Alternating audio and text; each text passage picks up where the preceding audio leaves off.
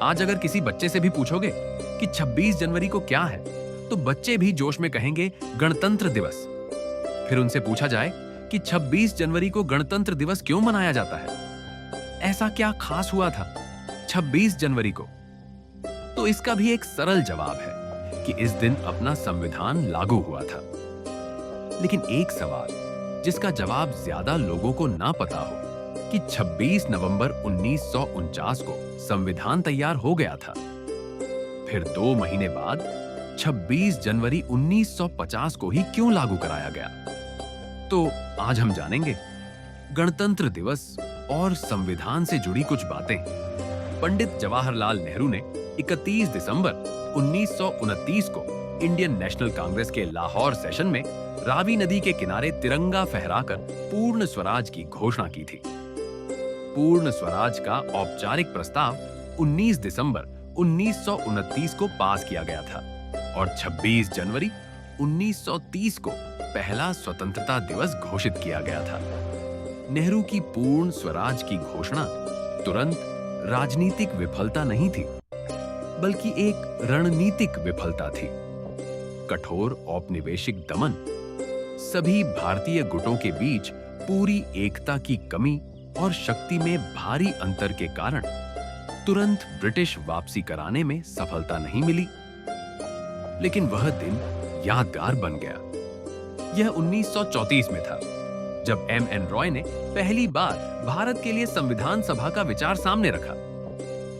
1935 में भारतीय राष्ट्रीय कांग्रेस ने पहली बार आधिकारिक तौर पर भारत का संविधान बनाने के लिए संविधान सभा की मांग की।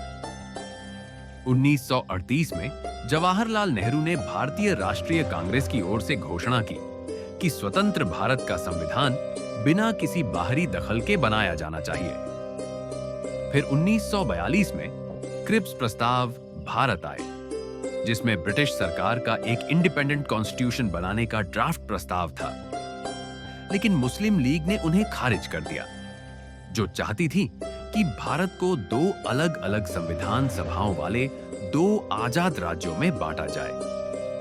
1946 के कैबिनेट मिशन ने 3 स्तरीय प्रशासनिक ढांचे का प्रस्ताव दिया, जिसमें एक कमजोर केंद्र और प्रोविंसेस की अनिवार्य ग्रुपिंग थी। इससे मुस्लिम लीग संतुष्ट हो गई, क्योंकि इसमें तुरंत बंटवारे के बिना संभावित पाकिस्तान के लिए एक ढांचा मिल रहा था। इस योजना में प्रोविंशियल ऑटोनॉमी शामिल थी, जिसमें मुस्लिम बहुल प्रोविंसेस ग्रुप बी और सी में थे, जिससे उन्हें अलग संविधान बनाने की अनुमति मिलती थी। और फिर कॉन्स्टिट्यूएंट असेंबली का गठन नवंबर 1946 में कैबिनेट मिशन प्लान के तहत हुआ। संविधान सभा पार्शली इलेक्ट और पार्शली नॉमिनेट की जानी थी। इसके अलावा सदस्यों को प्रोविंशियल असेंबलीज के सदस्यों द्वारा इनडायरेक्टली चुना जाना था, जो खुद लिमिटेड फ्रैंचाइज के आधार पर चुने गए थे। इस असेंबली में भारतीय समाज के सभी वर्गों के प्रतिनिधि शामिल थे: हिंदू, मुस्लिम, सिख, पारसी, एंग्लो इंडियन, भारतीय ईसाई, शेड्यूल कास्ट और शेड्यूल ट्राइब, जिसमें सभी वर्गों की महिलाएं भी शामिल थीं। उस समय के भारत के सभी महत्वपूर्ण व्यक्ति महात्मा गांधी को छोड़कर इस असेंबली में शामिल थे। कॉन्स्टिट्यूएंट असेंबली की पहली बैठक 9 दिसंबर 1946 को हुई थी। मुस्लिम लीग ने इस बैठक का बहिष्कार किया था।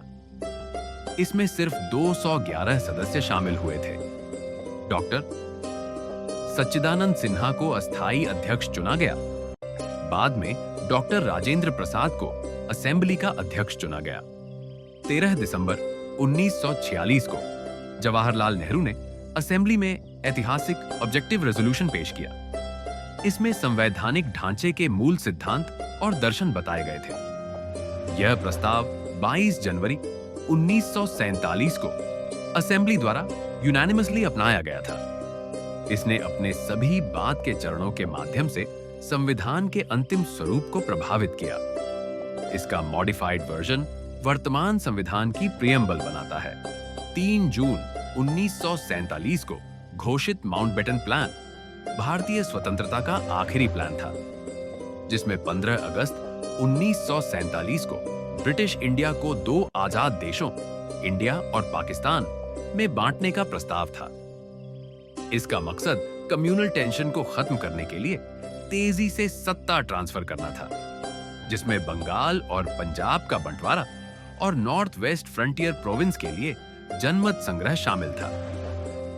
माउंटबेटन प्लान को मंजूरी मिलने के बाद ज्यादातर दूसरी रियासतों के रिप्रेजेंटेटिव्स ने असेंबली में अपनी जगह ले ली। इंडियन डोमिनियन से मुस्लिम लीग के सदस्य भी असेंबली में शामिल हुए। असेंबली को एक पूरी तरह से सॉवरेन बॉडी बनाया गया था, जो अपनी मर्जी से कोई भी संविधान बना सकती थी।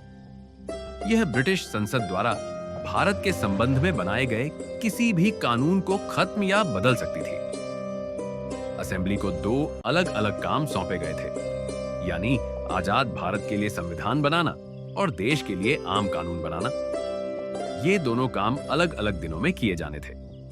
इस तरह असेंबली आजाद भारत की पहली पार्लियामेंट बन गई। जब भी असेंबली संविधान बनाने वाली संस्था के तौर पर मिलती थी, तो उसकी अध्यक्षता डॉक्टर राजेंद्र प्रसाद करते थे, और जब वह विधायी संस्था के तौर पर मिलती थी, तो उसकी अध्यक्षता जीवी मावलंकर करते थे।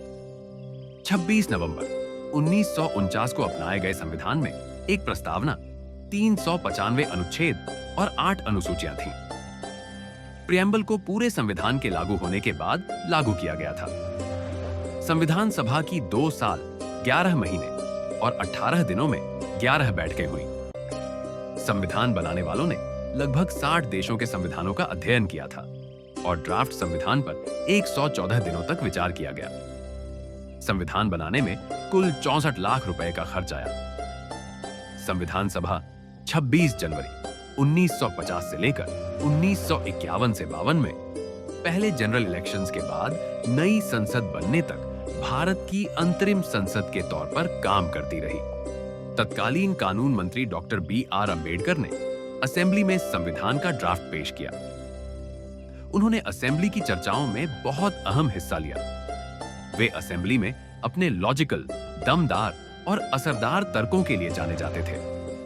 उन्हें भारत के संविधान के पिता, भारत के संविधान के मुख्य निर्माता और मॉडर्न मनु के रूप में पहचाना जाता है। संविधान लागू होने की तारीख के तौर पर 26 जनवरी को खास तौर पर इसके ऐतिहासिक महत्व के कारण चुना गया था।